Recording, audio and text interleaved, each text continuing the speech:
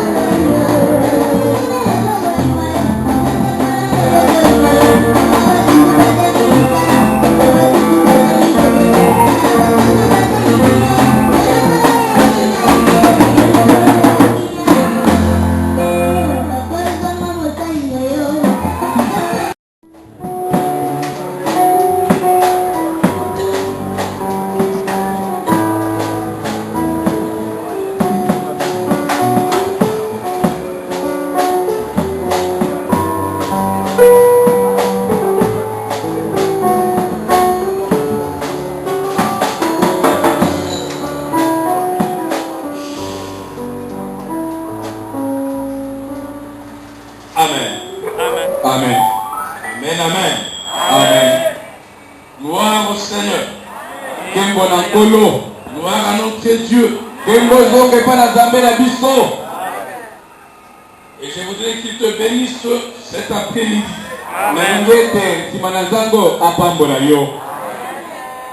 Que le Dieu Tout-Puissant te bénisse cet après-midi. Non, notre Dieu est bon, bien-aimé. Il est vraiment bon. Vous savez, tel que nous nous retrouvons là, nous devons glorifier le Seigneur. Nous devons louer le Seigneur. Tel que nous sommes là en petit nombre là, il faut louer Dieu. Parce que dans les projets du diable, il n'y avait pas prière aujourd'hui.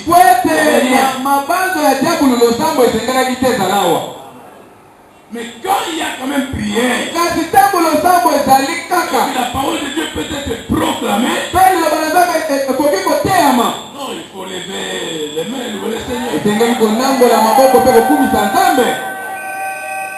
Parce que la nuit, il nous a dit, le diable est décidé, il n'y aura pas prière.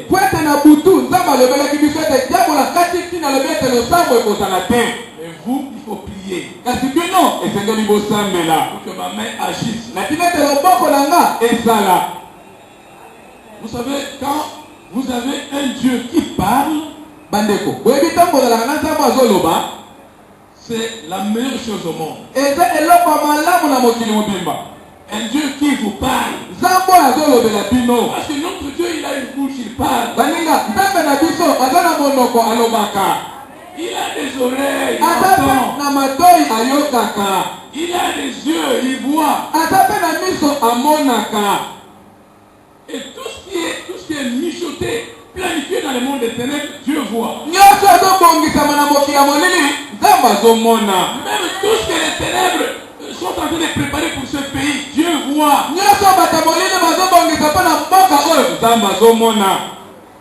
Bien aimé, en ce qui concerne le pays, tous ces jours, à partir de maintenant jusqu'aux élections, toi et moi, nous devons prier. Dans nos maisons, il faut prier. Vous n'en faites pas, le diable est décidé à tout écrouler. Nous ne devons pas le laisser écrouler notre pays. La charge de la stabilité de ce pays nous revient nous.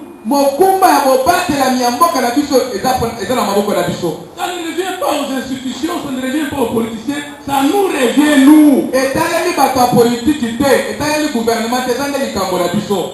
Je ne sais pas si tu comprends cette réalité. Ça, ce sont des réalités spirituelles. Sur le plan humain, on ne peut pas comprendre ça comme ça. Sur le plan humain, on s'appuie sur l'armée, on s'appuie sur le gouvernement, on s'appuie sur l'argent. Mais sur le plan spirituel, les choses ne sont pas comme ça.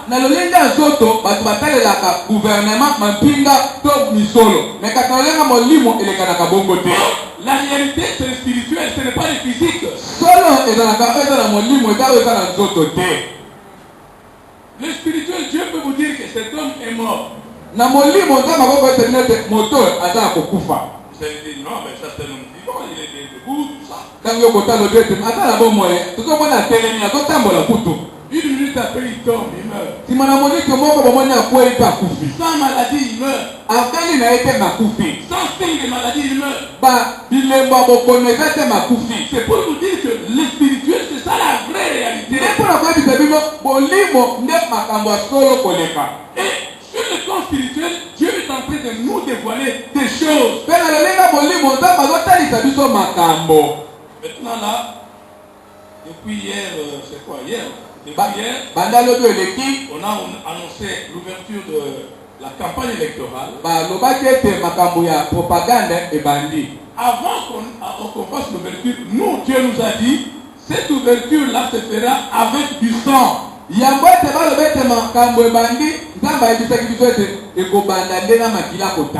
On a ouvert la campagne hier, le même jour, il y a eu du sang. À Kinshasa, il y a eu du sang qui a coulé. N'Ambujima, il y a du sang coulé. Dieu nous a dit ça avant. C'est pour vous dire que le spirituel précède le matériel. Bon, maintenant Dieu nous parle. Il nous dit, priez beaucoup pour votre pays. Parce que le diable est décidé à faire couler un torrent de sang.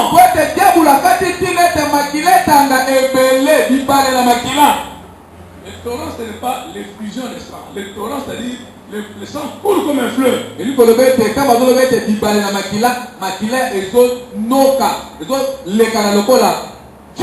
Dieu dit ça à l'avance. Maintenant, si nous nous croisons les bras, le sang va couler. Ce que je vous dis, ça n'a rien à voir avec les politiciens. C'est le diable qui prépare ça. Il va utiliser les hommes, c'est lui le diable. Les hommes ne sont que des instruments dans sa main. Comme nous sommes des instruments dans la main de Dieu. Nous faisons maintenant la volonté de Dieu. Vous parlez de la part de Dieu. En réalité, c'est Dieu qui nous parle. Maintenant, nous voyons des hommes, deux personnes devant nous. C'est exactement la même équation là. C'est le diable qui prépare. Il envoie les hommes accomplis. Nous ne devons pas voir les hommes. Oublions les hommes. Notre ennemi, c'est le diable. L'ennemi du Congo qui veut détruire le Congo, c'est le diable. Nous devons nous mettre debout pour le combat. Le contre-attaquer. Amen. Amen. C'est pourquoi nous avons commencé par vous dire que nous devons prier et ne pas nous relâcher. Ne commettons pas cette erreur de dormir. C'est pourquoi je loue le Seigneur que toi tu es quand même là aujourd'hui. Tu as prié pour ton pays. Dieu qui n'est pas sourd, qui a des oreilles, qui t'a écouté. Et il va agir selon ta parole, selon ta prière. Amen. Amen. Mais comme il dit, il nous demande de prier et de ne pas nous relâcher. Nous allons continuer à prier. Chaque jour, dans toutes nos intercessions, il faut qu'on prie pour le pays.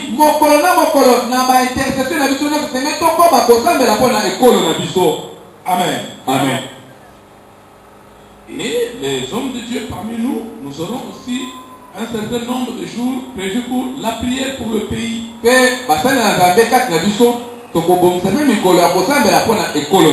Avant de terminer, on va encore nous annoncer à nous tous que nous avons un service pareil le mois prochain.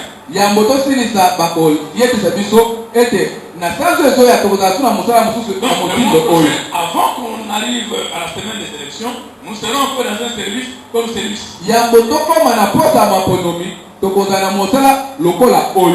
On aura 3 jours, on va clôturer également ici, comme on est en train de le faire au cours de ce mois.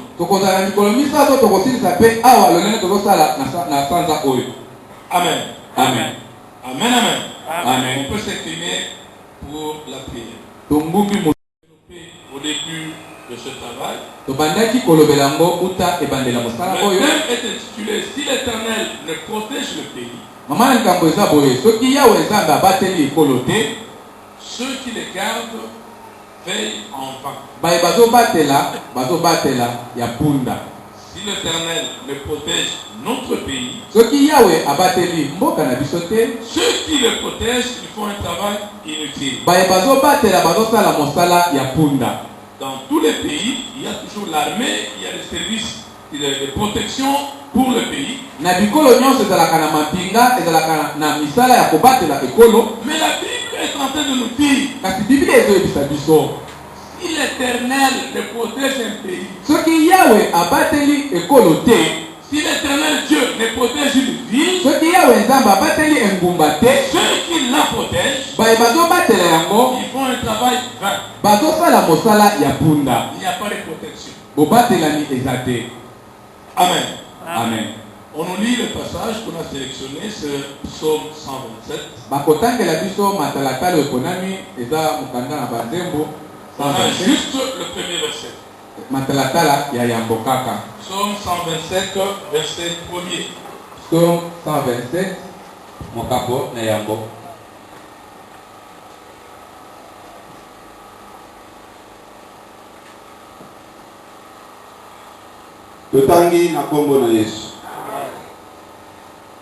Si l'Éternel ne bâtit pas la maison, ceux qui la bâtissent travaillent en vain. Si l'Éternel ne garde pas la ville, celui qui la garde veille en vain. Soki Yahweh Nzambe atongita kote, bazotonga bazosala mosala ya punda. Soki Yahweh Nzambe abateli ngumba te, bazosala mosala ya punda. Amen.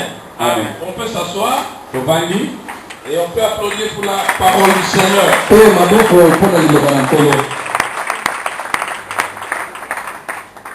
Voilà ce que la Bible dit. Le monde développe une autre conception. Que la protection, c'est le travail des gardes, le travail de l'armée, le travail de la police, le service de sécurité.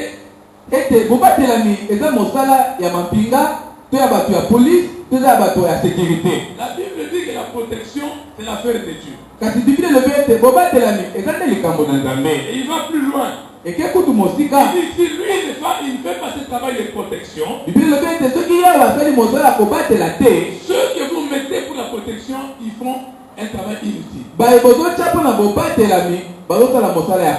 Il n'y aura pas de protection. Si le Seigneur ne protège une ville, tout ce que vous pouvez faire autour de la ville comme protection, c'est rien du tout. Et si l'Éternel ne bâtit une maison, l'Éternel ne bâtit une église, l'Éternel ne bâtit une ville ou un pays, tous les efforts que vous fournissez là, c'est vain. Parce que c'est lui le véritable po ete ye nde motongi ya solo. Amen. Amen. Pourquoi il dit ça? Mpo na nini azoloba bongo? Parce que en réalité, Po ete na bosolo ceux qui font le travail pour garder une ville ou un pays baye basalaka mosala ou une maison, ya kobatela engumba ekolo to ndako ce sont des hommes, eza nde bato, ce sont des humains. eza bato Ils ont la chair et le sang. baza na mai na mosuni na makila. Ils ne voient même pas un peu plus loin que le bout de leur nez. bamonaka te mosika koleka zolo na bango. Ils ne voient pas ce qui se passe ici derrière. na makambo ezolekana na nsima bazomona te. Si l'ennemi, au lieu de venir comme ça, il vient par derrière, il ne voit même pas. soki monguna na esika koya liboso ayeli na ndenge ya nsima akomona te. Cela veut dire que si l'ennemi vient spirituellement, il ne verra pas. eli koloba ete soki moyini aye na ndenge ya molimo akomona te. C'est comme ça que notre ami là a chanté que les gardes, quelqu'un est bien gardé là, il a une forte protection, mais la mort vient et puis tout le monde surgit, tout le monde sursaute, le patron qu'on gardait est déjà mort. yango ndeko moko ayembaki alobi ete moto abatelemi malamu na mapinga me basutuki bamoni ete moto akufi bato azokama akufi lolenge nini babateli bazalaki. Amen. Amen. Et nous, en RDC, nous devons avoir cette réalité mieux même qu'ailleurs. biso bato ya RD Congo esengeli toyeba makambo malamu koleka bato baza libanda. On a vécu ici la mort d'un président qui était aimé par tout le monde, par toute la population. tobikaki liwa ya mokambi ya ekolo oyo alingamaki epa na bato ebele katikati na ekolo. Donc malgré la garde, ata babateli malgré la protection d'approcher, ata bobatelemi ya pembeni la mort est entrée. liwa ekotaki. Est-ce que nous pouvons comprendre ça? tokoki kososola Est-ce que yango. nous, les Congolais, on peut se rappeler ce genre de choses biso bana Kongo tokoki kobanza makambo ya motindo oyo pour comprendre que la véritable protection, na ntina kososola ete bobatelemi ya solo ça vient de l'Éternel. eutaka epai ya yawe. Et si l'Éternel ne donne pas cette protection, mpe soki yawe apesi bobatelemi wana te tout ce que nous pouvons prendre comme précaution, c'est rien. mabongisi nyonso tokoki kosala ekozala pamba. Amen. Amen. Et il dit, si l'Éternel est parti, mpe alobi lisusu soki yawe atongi te bâtir pour un pays, c'est soutenir son développement.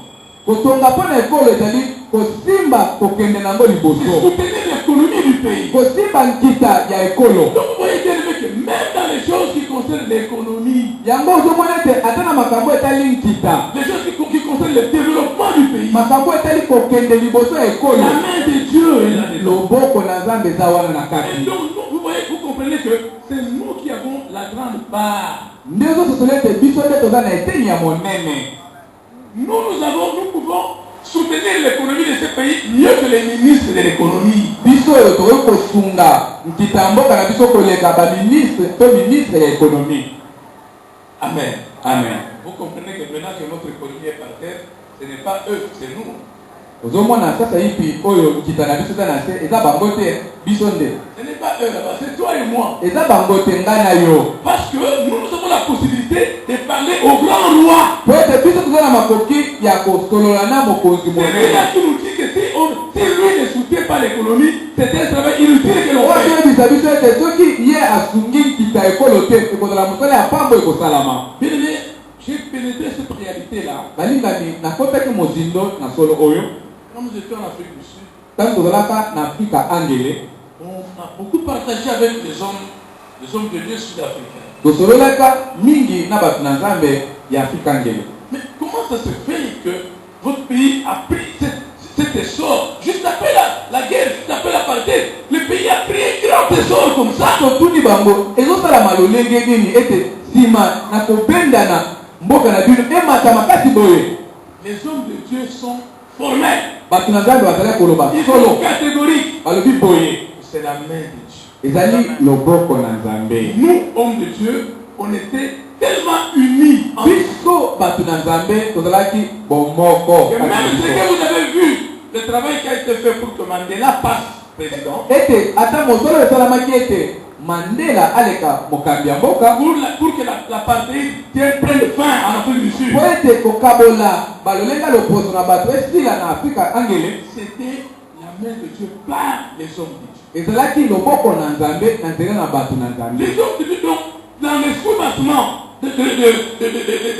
tout ce qui s'est fait là-bas, c'était les hommes de Dieu. Na makambo nyonso, na mozika makambo nyonso ndele kosala mazalaki kouta te pa na bato na Nous, on a découvert ça, on s'est dit, tiens, biso tant que on croyait que bon, ces gens-là, ils sont forts et tout ça. Non, la main de Dieu était là. La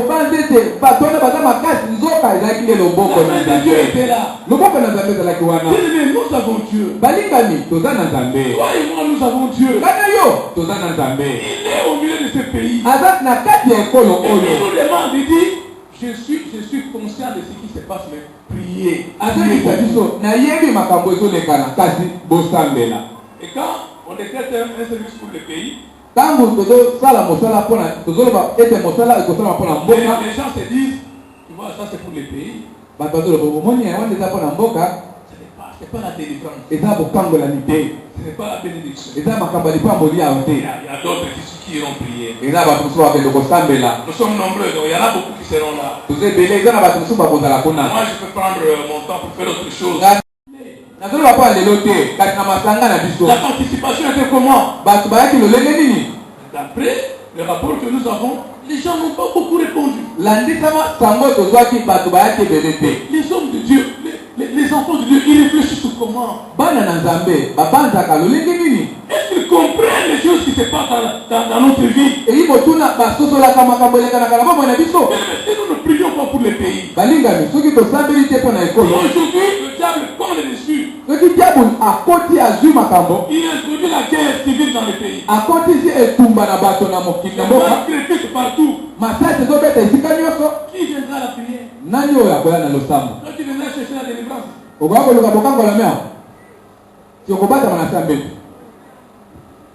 Amen. Amen. Il n'y aura pas de tombée. Il n'y aura pas de tombée. Tu ne viendras pas tomber ici. Tu n'auras même pas le temps de prier. Tu es béni. Tu vas demander à Dieu la bénédiction pendant que les gens crépitent. Quand les obus venaient des brasades tomber, même quand les obus étaient crépités ici chez nous.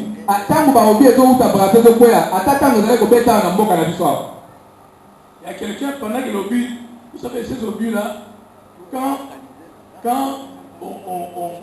on lance ça, même en ville, tu vas croire que c'est derrière la maison. Tout tremble. Tu vas demander la bénédiction. La prière pour les pays, c'est la chose que toi et moi on doit faire en priorité. N'attendez pas ce jour-ci qu'on veut dire, recevez la bénédiction, vous irez en Europe. Ça ne marchera pas.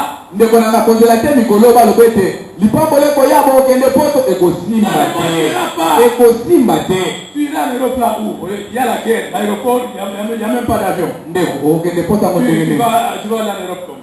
Donc, bien aimé, je pense que il faut que dans notre mental en tant qu'enfant de Dieu, au fond de notre cœur, nous comme enfants de Dieu, on doit comprendre les priorités divines.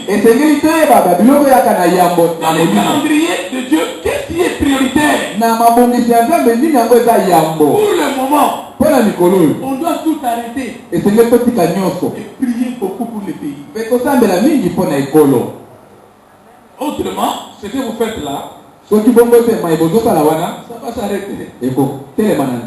Ça va s'arrêter. Vous le ferez encore où? Vous irez faire ça sous les lits là-bas, vous fouillez les balles. Non, bien aimé, nous devons prier, beaucoup prier pour notre pays.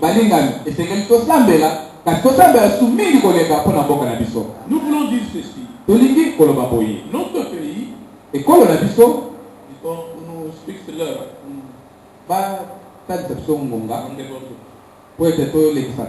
Notre pays est une terre bien-aimée de l'Éternel. Voyez seulement ce que Dieu a mis dans notre sous-sol.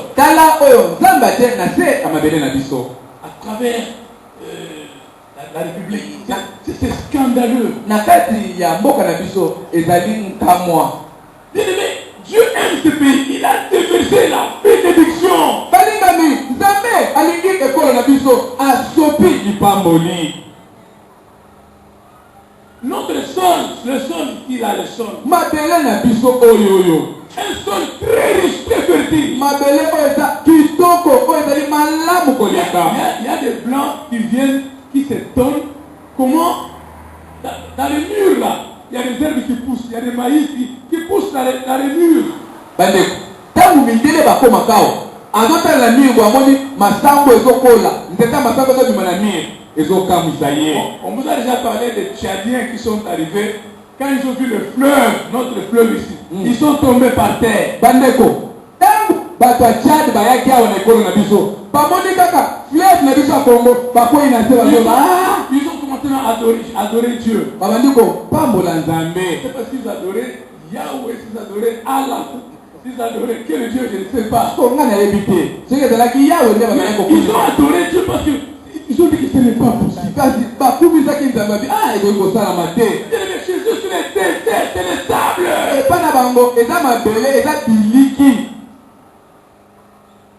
Nous avons été au Botswana. C'était un désert complet, total. C'est ça le désert. Oui. Bon, en fait, c'est le sauvé d'Azam. Là, c'est les sables. Ce que eux appellent les rivières. C'est le lit des anciennes rivières peut-être préhistoriques qui sont déjà desséchées depuis des siècles. Donc, ce sont les lits là où il n'y a que les sables, eux ils appellent ça rivière.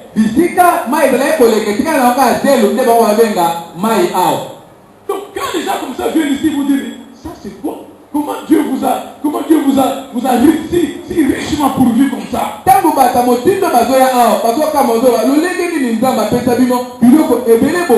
Donc, ce pays est beaucoup aimé de Dieu. Même tout ce que nous sommes en train de connaître comme casse, ça ne peut pas nous étonner. Le diable est tellement monté, jaloux, fâché contre ce pays. Ça ne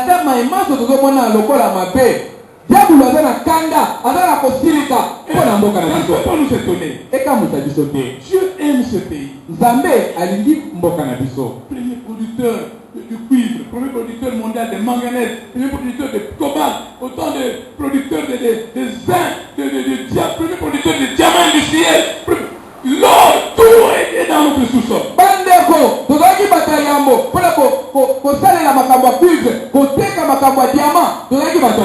Non, Dieu aime notre pays. Mais comme toute chose, toute terre que Dieu aime, ça doit être l'objet de la convoitise du diable et ses serviteurs, les magiciens, tout ce que vous connaissez là, les occultistes. C'est une équation normale, logique. Nous devons être conscients de ça. Que tel que nous sommes là, le diable doit être fâché, monter contre nous en permanence. Israël dans la chair. Un pays aimé de l'Éternel. Un pays qui a une alliance perpétuelle avec l'Éternel Dieu. Qu'est-ce que ce pays n'a pas souffert? Qu'est-ce que ce peuple n'a pas souffert dans sa vie? C'est pourquoi dans l'existence de ce peuple qu'on appelle Israël, ils ont souffert terriblement. Vous lisez ça dans la Bible. Ils ont été déportés, ils ont souffert à Babylone. Pendant qu'ils souffraient là, c'est comme s'ils pouvaient dire qu'ils n'avaient pas Dieu. Non, c'était le peuple de Dieu. Quand nous nous souffrons dans ce pays, nous devons toujours dire que Dieu a son œil sur ce pays. Le cœur de Dieu est dans ce pays. Dieu a quelque chose à voir dans ce pays. C'est pourquoi tous ces combats. Bien aimé, si vous regardez dans le film Holocauste, Voyez comment les gens ont tué des enfants d'Israël. Aujourd'hui, les statistiques parlent de 6 millions ou plus de 6 millions de morts. Lelo bazoloba babomaki à peu près 6 millions tokoleka. Sans avoir fait quelque chose de mal. Basalaki na bango mabata moko. Ils n'ont rien fait contre les Allemands. Basalaki ba allemand Ils n'ont rien fait contre Hitler. Basalaki mabe likona Hitler te. Mais comme ils étaient des bien-aimés de Dieu, Lolenge bazalaki balingami na Nzambe. on devait les malmener. Esengelaki ba On nyoko la bango. devait les tuer. Esengelaki ba boma On bango. devait les détruire. Esengelaki ba boma bango. C'est ça les calculs qui est dans la tête du diable, même pour ce pays. Tala mabongisi na motuna diable ata pona mboka na biso oyo. Dans les années 80, Na bambula 1980, peut-être ceux qui avaient déjà connu Dieu à cette époque avaient vu les traités qui nous est arrivé de la Suisse, lumière sur les Zaïre et l'Afrique. emoniseli ndeko azoki emoniseli Un wana frère là, il s'appelle Jean Choa. kombo na ye ezalaki Jean C'est Choa. un serviteur de Dieu puissant Azalaki mosali na Nzambe nguya, qui a fait beaucoup de choses. asalaki makambo ebele ya Nzambe. Et Dieu lui a parlé de notre pays en 78. Na 1978 Nzambe alobelaki mpo na ekolo na biso. Dieu a dit à mon peuple du Zaïre, que j'aime bien parce qu'à cette époque c'était le Zaïre. Nzambe ayebisi ye yebisa na libota na nga Zaire oyo nalingaka mingi, J'aime ce peuple. nalingaka ekolo wana, Je connais leur souffrance. nayebi minyokwami na bango, Je connais tout ce que le diable est en train de faire dans ce pays. nayebi nyonso diabolo azosala na mboka oyo. Mais dis-leur Kasi yebisa bango qu'ils prient, basambela qu'ils cherchent ma face. baluka eloki na Le ngai. jour viendra. Mokolo ekoya, Moi, l'éternel Dieu, ngai yawe Nzambe je descendrai. nakokita. Ce sera une grande délivrance. Ekozala bokambo na bimonene, Et ils vont vivre des moments merveilleux avec moi. bakobika batango malamu na ngai. C'est écrit, je vais me dire ici à ma tête ici, je peux retrouver ce traité à la maison parce que j'avais ça à la maison il y a ça fait plusieurs années. Nalobaki na matete soki nakoki komona yango na ndako ete nazalaki nango On va eleki dire bambula ça ebele. parce que pour d'autres, ça peut paraître même étrange. Mpona bato mosusu bamona neti likambo ya kokamwa Ils vous disent, ah, mais c'est vrai ça. eza makambo ya solo.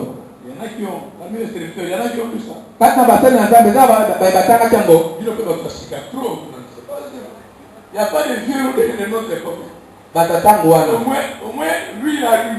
Pasteur José ye atangaki yango. Les pasteurs là, ils ont lu. Pasteur Rape atangaki yango. C'est une prophétie qui existe. Eza lisakoli oyo ezali. Et ce frère-là, Kendeko oyo dans cette prière, na losambo na ye pendant qu'il priait, ntango azali kosambela Dieu lui a dit, Nzambe ayebisaki il ye prie beaucoup contre le communisme parce que c'était l'ennemi de l'évangile. sambela makasi kotelemela makambo ya bakomuniste po ete eza banguna mpo na bopalangani Il dit, lisango. quand tu vas beaucoup prier, moi je vais couler le communisme. Alobaki ete ntango okosambela mingi ngai nakokweyisa Nous komunisme. on a ce traité, on a ce document, on a lu ça. toza na makomi wana totanga Dieu yango. lui a dit, entre en prière. Nzambe ayebisi ekota mabondeli. Il a beaucoup prié. asambelaki akobaki mpe asambelaki Il a vu makasi. en esprit, amonaki na molimo, il était ravi en esprit. batombolaki na molimo, Et il est allé dans une réunion du Kremlin. mpe ake na kati ya réunion ya IRSS kuna. Le Kremlin, c'est l'équipe dirigeante de l'URSS de l'époque. ezalaki bakambi ya IRSS kuna. Et il a commencé à anéantir la puissance du communisme parce qu'il était assis sur le monde des ténèbres. Po ete abandaki kotelemela nguya nyonso ya bakomuniste po ete ezalaki makambo ya Bien mabe. aimé, c'était écrit avant la destruction du communisme. ekomamaki yambo makambo ya perestroika. Et plusieurs années après, esima na bambula ebele nsima na nous yango on a lu ce traité dans les années 80-81. totangaki yango na 1981 1980. La perestroïka, c'est quelle année? 90, Perestroïka, vous 89, en 89, donc plusieurs années après, na 1989 bambula ebele le nsima communisme est tombé. communisme ekweyaki. C'était la perestroïka. ezalaki makambo ya perestroika, C'était fini. esilelaki wana. Quand nous on a vu la perestroïka, on s'est dit, mais tiens, nous on a lu ça. ntango tomoni perestroika tolobi tosi totangaki Bien yango. aimé, la prière est une force. balinga losambo ezalaka nguya. La prière du juste. losambo ya moto na La sembo. prière de l'enfant de Dieu qui est en contact avec Dieu. losambo ya mwana na nzambe aza na bopusani na nzambe. C'est une force incroyable. ezalaka nguya oyo kondima te. Ça détruit les âmes, ça détruit les puissances des ténèbres. ebebisaka ekweyisaka bitumba mpe bibundeli ya tebulu. Amen. amen. Nous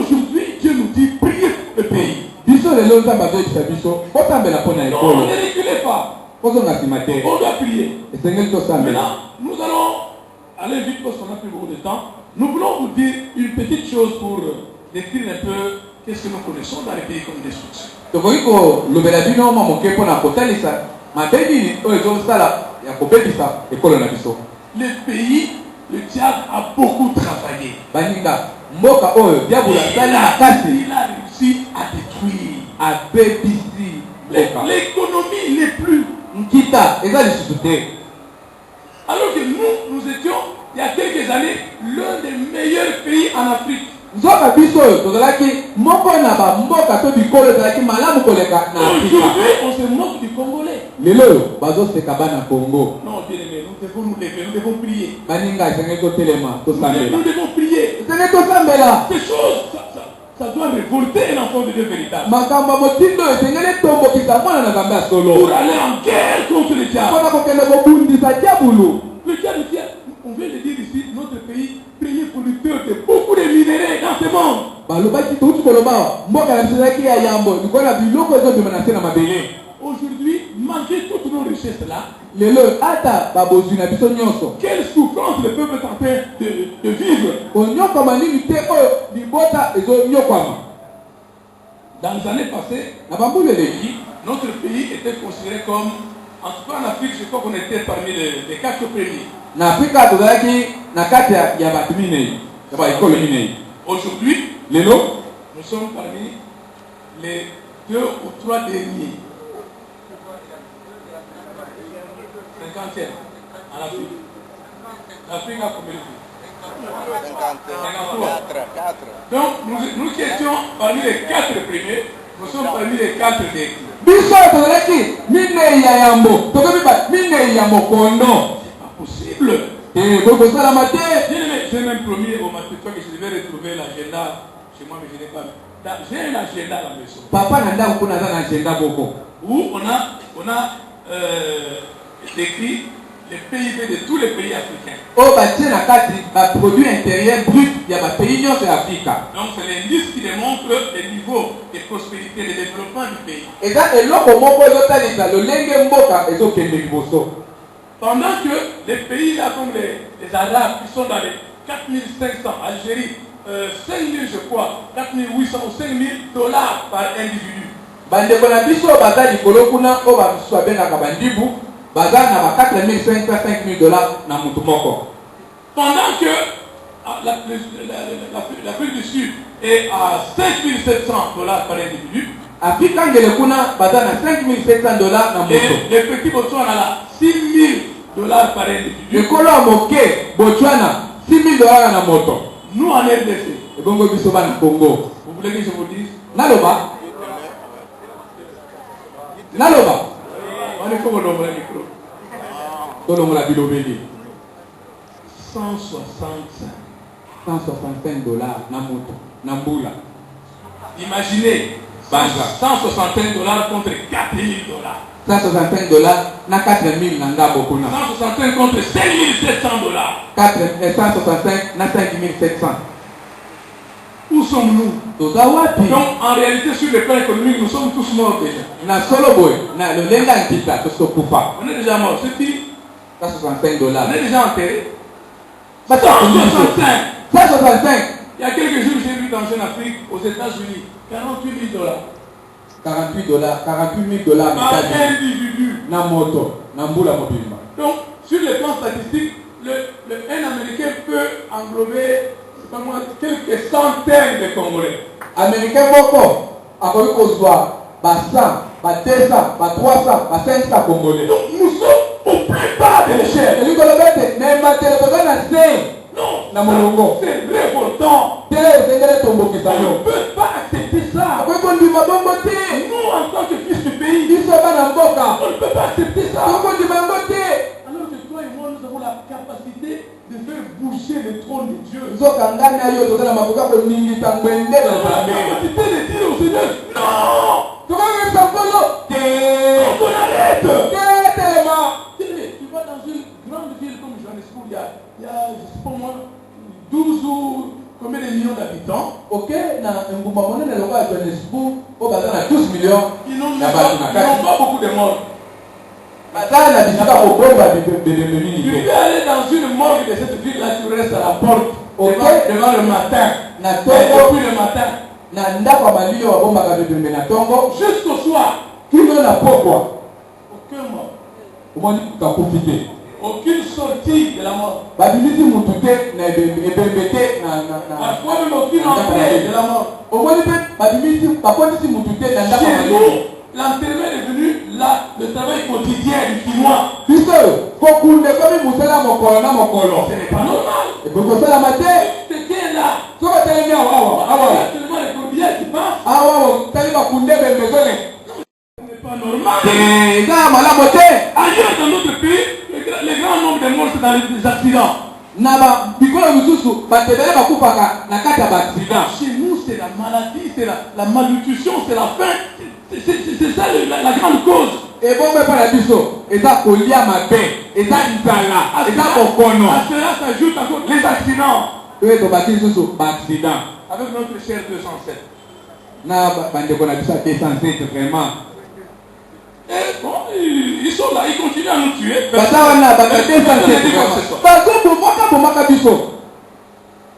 Ok, bien aimé, nous voulons que tu comprennes que la destruction est grande. C'est alors que tu vas aussi prier avec beaucoup de ferveur dans ton cœur. Baninga, tolingete boso solete bobebi teneka monene. Nde wana kosembela makasi kolekana etindia pona mboka. Moi que vous voyez, j'ai déjà dit devant vous que j'ai beaucoup voyagé à l'époque à travers le monde. Ngayo bozomona na ebisa bino ete na tambolaka mingi batango À leki cette époque, na batango wana quand tu arrives dans un pays africain, toute D'accord, la côte ouest africaine, là, na ekolo moko ya Afrika oyo ezali na ngambo na mai kuna quand tu te présentes que tu es zaïrois, ntango opusana olobi ngayo naza zairwa les gens reculent là. bato bazongi nsima Zaïrois.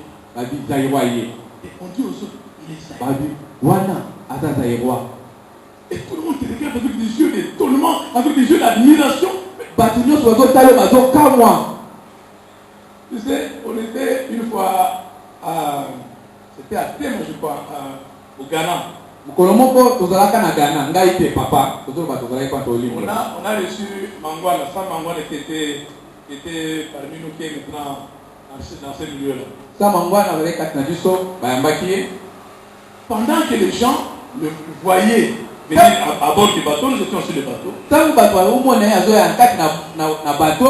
Donc c'était comme un événement dans cette ville-là. Ezalaki likambo ya monene na engumba wana.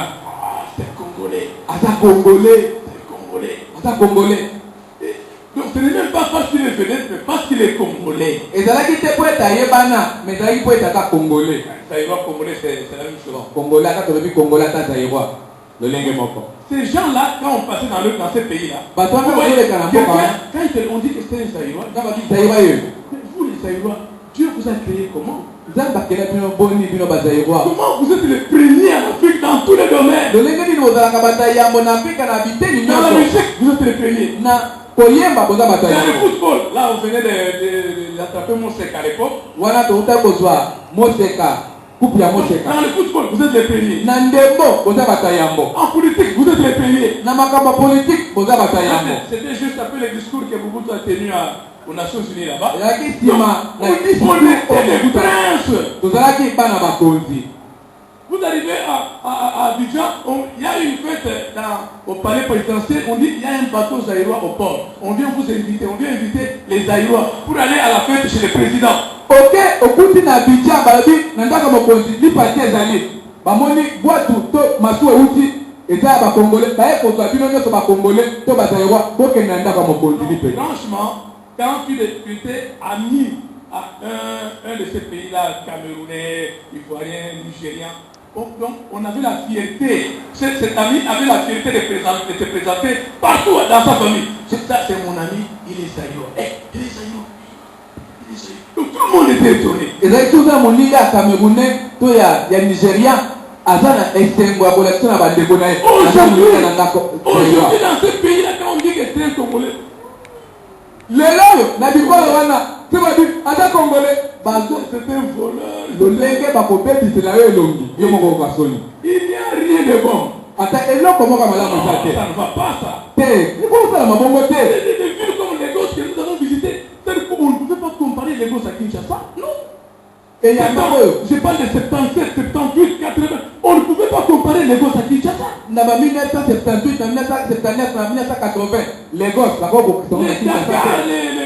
les Abidjan, on ne pouvait pas comparer à Kinshasa. Ba Dakar, ba Abidjan, bako kokisana na Kinshasa te. On a même fait un livre, vous avez lu pour les lecteurs, vous avez lu les livres de Gérard de Villiers, je crois, son aspect sérénissime là. Mokanda Gérard de Villiers. On a parlé du Zaïre dans ce livre. balobelaki Zaïre On na a décrit kanda. le village de ma campagne, le village de Mbita là-bas. balobeli ba villa ya Mbinza pe ya ma campagne. Dans un livre français. Na mokanda ya bato ya France. Aujourd'hui, Lelo qu'est-ce qu'il en reste de tous ces prestiges? biloko nyonso lokumu ekomi ndenge nini Il n'y lelo. a plus rien. eloko eza lisusu Le te. diable a tout détruit. ya a tout bopepelisi détruit. nyonso. Et dans tous ces décors, Pe na makambo nyonso wana. le chrétien est là, il applaudit, il ne fait rien, Mokristo il aza dort. wana azobeta maboko.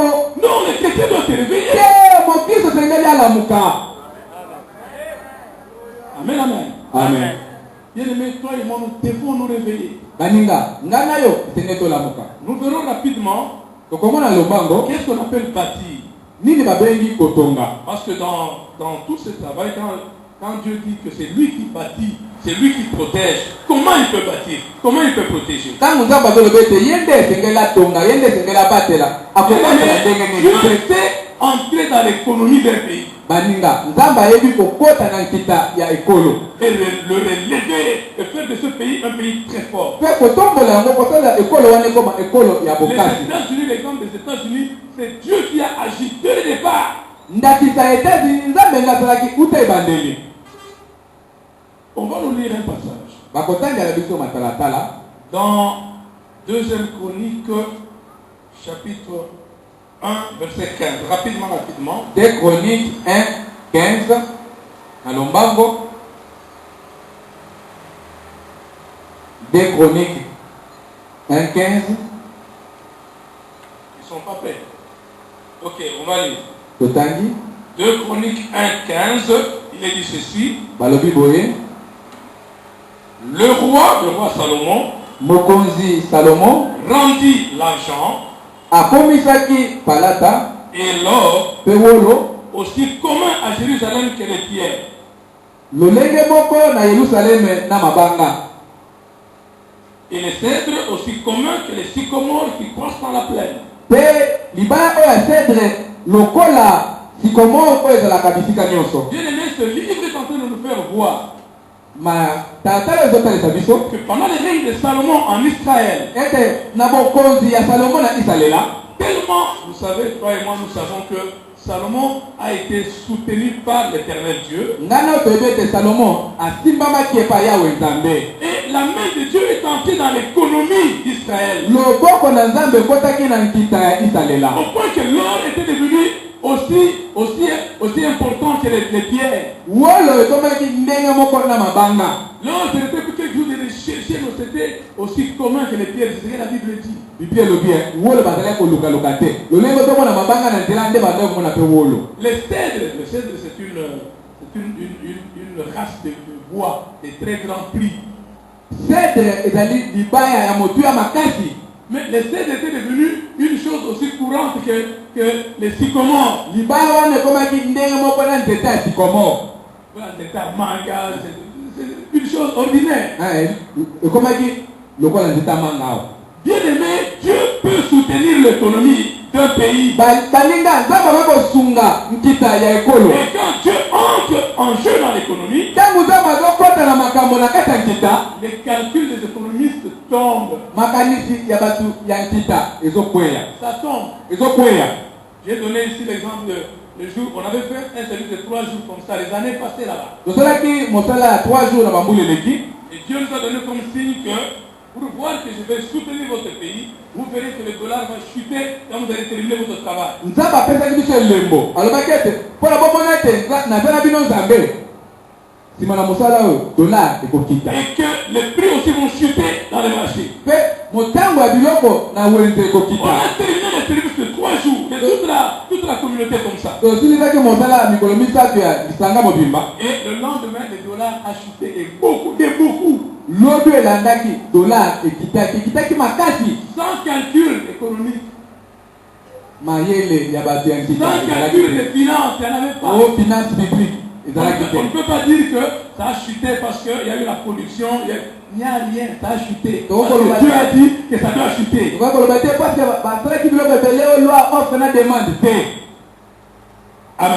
Amen. Et Dieu a fait ça en Israël. Il a fait ça en Israël. Il peut le faire en RDC. Il n'attend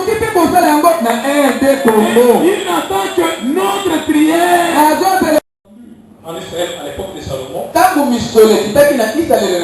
Salomon a fait la fête.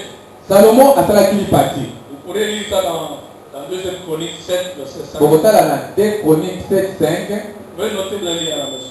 La La Bible dit que Salomon a égorgé 22 000 bœufs.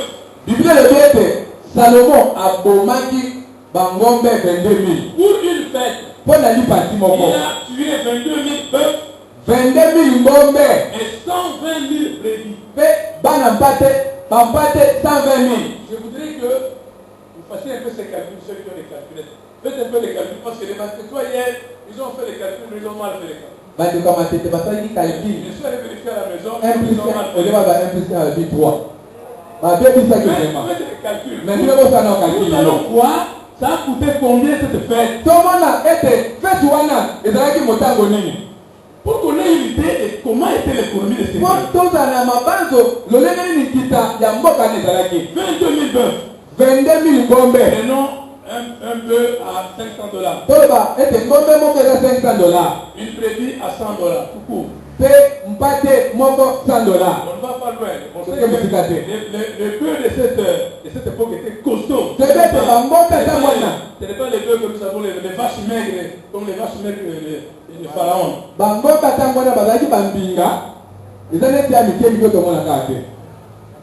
fait ici une fête de Dieu taureau.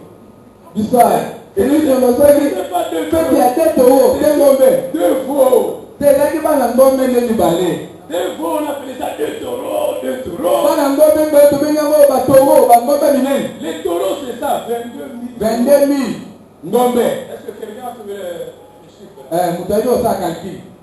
Vous trouvez? Pour les bœufs, 11 millions de dollars. Pour la ngombe, J'ai trouvé à la maison. 11 millions de dollars. Et pour les brebis, Et bon, pour la balle en pâté, 12 millions de dollars. Pour les brebis.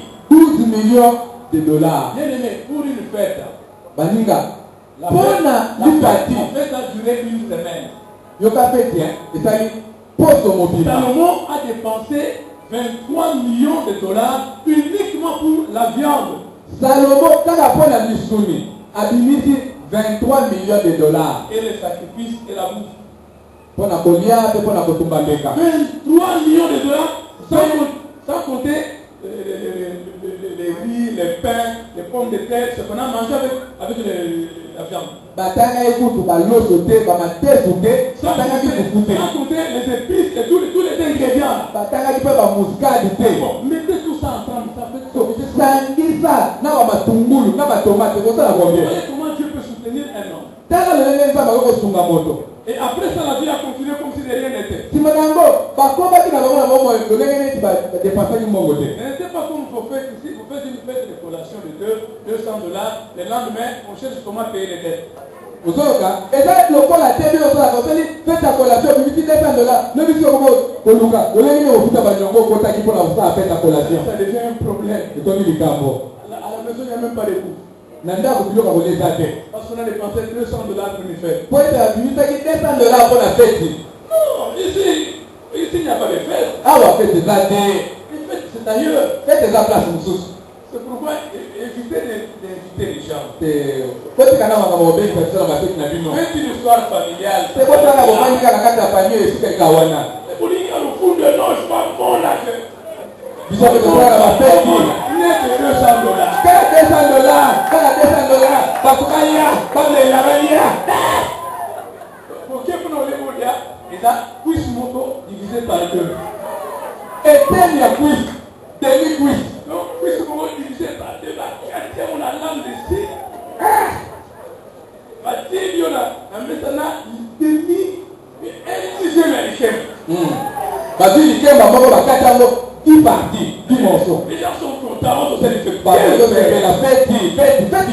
Prions Dieu qu'il donne la prospérité au pays. La Bible dit que priez pour votre pays parce que votre bonheur en dépend. Et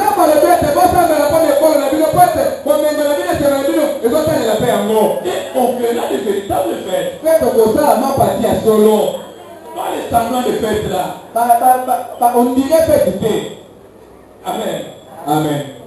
La Bible dit, Bible dit, toujours dans le livre de Chroniques, kaka na mukanda ya batango, deuxième Chronique, chapitre 7, verset 14, nous lisons, 2 Chroniques 7, 14. si mon peuple, ce qui est invoqué, mon nom s'humilie, Soki libota nanga bisika bazobelela kombo na ngai banikitisi, il prie basambeli et cherche ma face, pe baluki elongi na ngai, et il se détourne de ses mauvaises voies, pe balongwe na makambo na bango ya mabe, je l'exaucerai des cieux, nakoyangola bango kutalola, je lui pardonnerai son péché, nakolimbisa ye mabe na ye, et je guérirai son pays. pe nakobikisa ekolo na ye. Donc, bien aimé, toi et moi, nous devons prier pour le pays. Balingami nganga yo esenge tosambela mpo na ekolo. Nous devons nous humilier devant l'Éternel. Esenge tomikitisa liboso na Nzambe.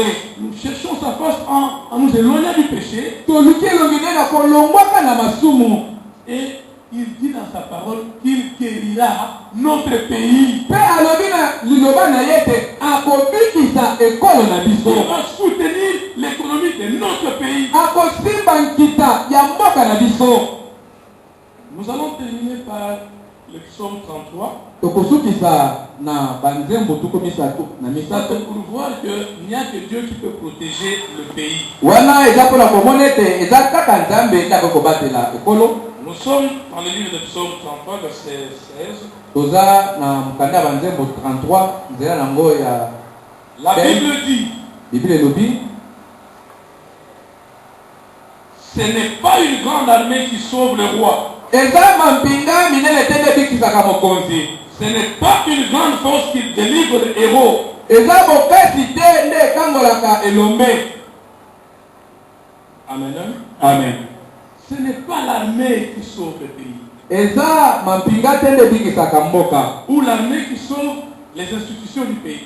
Eza mampinga te nde ebikisaka misala ya C'est mboka. l'Éternel, le Dieu des armées. Eza yawe Nzambe na mampinga. Quand l'Éternel descend sa main pour entourer notre pays de sa protection, Ntango Nzambe akitaka loboko ne mpona kobatela ekolo na biso, le pays sera réellement protégé. yeba ete ekolo ekobatela Il n'y masolosolo. aura pas de guerre civile.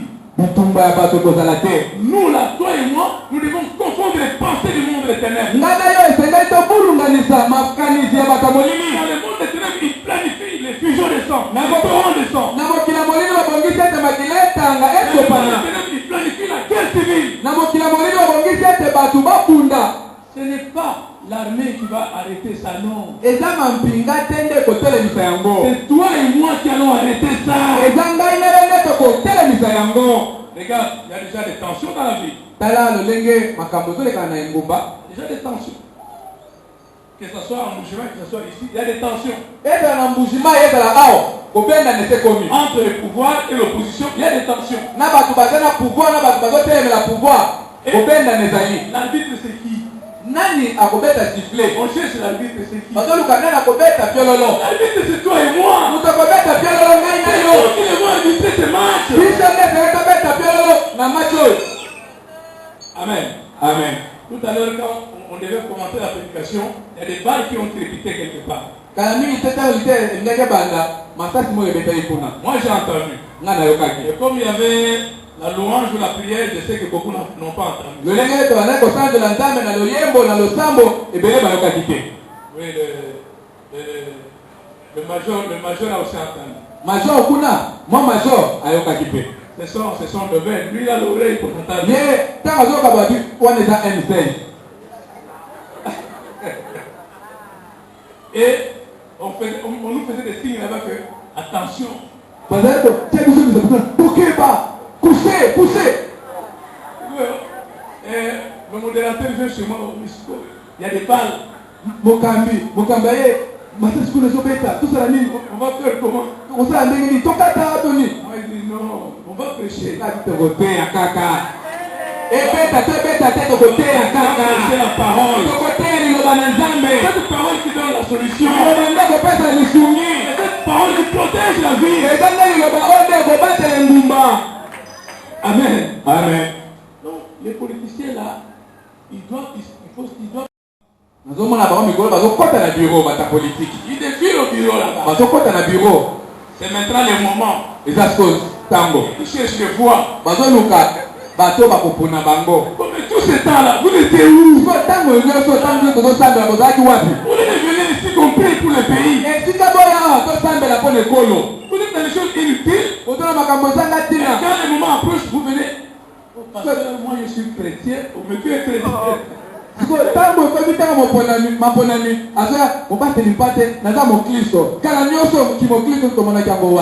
qui est venu au bureau. Il me dit je suis chrétien. A dit papa naza mo Kristo Né de nouveau.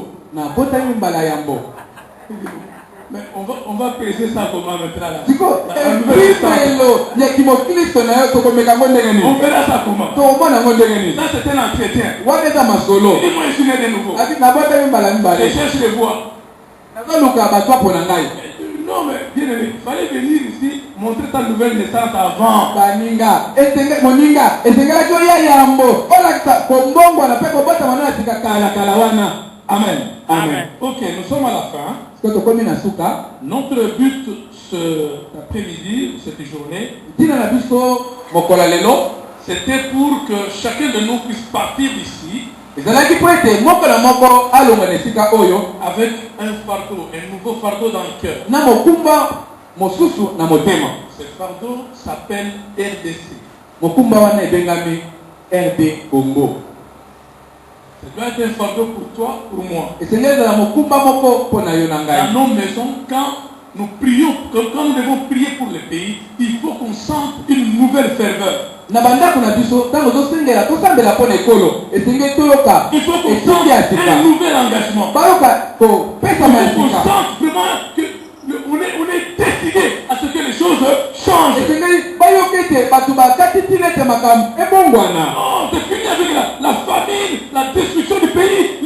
Non, il faut que les choses changent. Bandeko esengeli ete makambo ebongwana nzala esila kobebisama mboka mpe esila. Bien aimé, nous avons parlé ici à Matete, malheureusement tout le monde n'était pas là. Baninga tolobaki na matetawa mawa po ete bato nyonso bazalaki Pour que te. les choses changent dans notre pays, Po ete makambo ebongwana na mboka na biso c'est d'abord le mental du Congolais qui doit changer. eza nano mayele to makanisi ya bato ya Kongo La esengeli ebongwana. mentalité doit changer. Makanisi ebongwana. Et cette mentalité doit changer d'abord chez les chrétiens que nous sommes. Pe makanisi wana esengeli ebongwana na ino epa Et bakristo nous biso pouvons kozali. véhiculer alors ce message-là. Pe wana tokoki kopanza sango wana Le message du changement du mental. sango ya kobongola makanisi Ça doit atteindre tous les couches, même les politiciens. ekokomela bato nyonso na baka politiki. Ça doit commencer par nous. Esengeli ebandela nde epa na biso Parce que tout est dérangé. po ete nyonso ebebisami. Nous avons donné l'exemple que dans notre pays, à l'époque, la prostitution chez les jeunes filles, c'était une chose mauvaise, c'était une chose anormale auprès de toute la population. Na batango eleki bondumba epa bilenge ezalaki eloko moko oyo kosala te ezalaki likambo ya soni. Au point que dans votre famille, si vous avez une sœur qui est prostituée, c'était une honte pour la famille. Ezalaki na lolenge ete soki na liboto na bino bozala ndeko moko ya mwasi aosalaki ndumba ezalaki soni makasi mpo na liboto ya ndumba. C'est la chose la plus normale. Lelo eza makambo ezosalama La chose la plus ordinaire. eza makambo ezomonana na miso ya bato ezosalama bato bazomona. À l'époque, on pouvait appeler Ndumba une personne d'au moins 18, 20, 24 ans. Une fille adulte. Aujourd'hui, Ndumba c'est 11 ans, 10 ans, 9 ans. C'est partout. Bandeko moya kuti naloba eza te na soni. Quelle mentalité? Makanisi nini oyo? On entend même dans l'église. Ata na église tozomona makambo motindo oyo. Aujourd'hui, parmi nos jeunes, c'est la destruction. Baninga kata bilenge na biso bobebisami ete C'est koti la destruction, mes chers frères. bobebisami bandeko. Nous devons changer changer le mental du chrétien Sengeli congolais. tobongola makanisi ya mokristo ya Congo. Ça qui peut nous permettre de changer le mental de tous les autres Congolais. Ndenge bosunga biso tobongola makanisi ya bakongole nyonso. Et à ce moment-là, les choses peuvent bien évoluer. Na tango wana makambo kotambola na molongo. Même le sérieux va entrer dans le travail. Ata sérieux ekokota na mosala. À l'époque, quand les Belges laissaient ce pays, la chose publique était quelque chose de sacré. Bandeko. Tango ba noko batikaki mboko. Eloko ya leta ezalaki eloko moko o mutato minya. Aujourd'hui, Amemi na mesa na kiti na ordinateur akena mwanda. tout même les rideaux. Akena rideau ya leta akena mwanda atana ndaku na ye. Et ça, c'est même jusqu'au haut sommet, même jusque chez les ministres. Wana kino pa ba ministre.